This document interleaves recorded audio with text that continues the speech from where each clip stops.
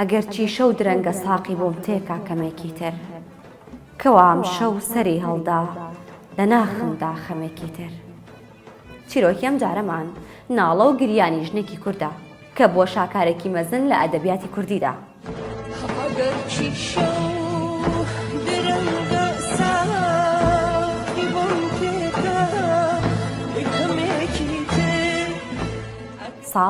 ساڵی 1976 لە بەغدا دوای دەستگیرکردنی کەسایەتێکی سیاسی بە ناوی خاڵە شەهاب بڕیاری لە سێدارەدانیشی بۆ دەردەچێت.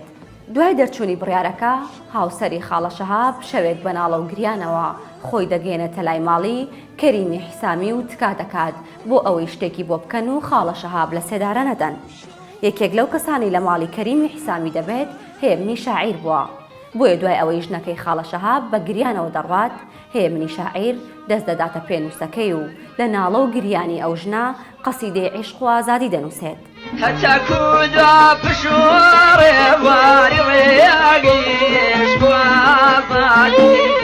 پێنووسەکەی هێمن دەبێتە شایەتی ناڵێ و خانمە و فرمێسکەکانی دەهۆنێتەوە و دەیکات بە قەسیدەیەکی بەناوبانگ و پڕ لە سۆز و دەڵێت کە فرمێسکم لەسەر ڕوخساری کیژی دڵشکاو بینی وتم یاخوا لەسەر سورگوڵ نەبینم شەو نمێکی تر.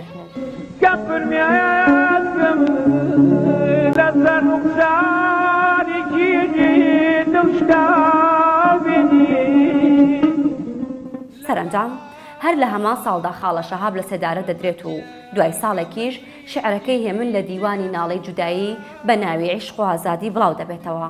ئەم شعرەی هێمن لەلایەن زۆرێک لە هونەرمەندان و تراوەتەوە کە دیارترینیان حەمە جەزا و حەسەن دەرزی و مەرزیە فەریقی.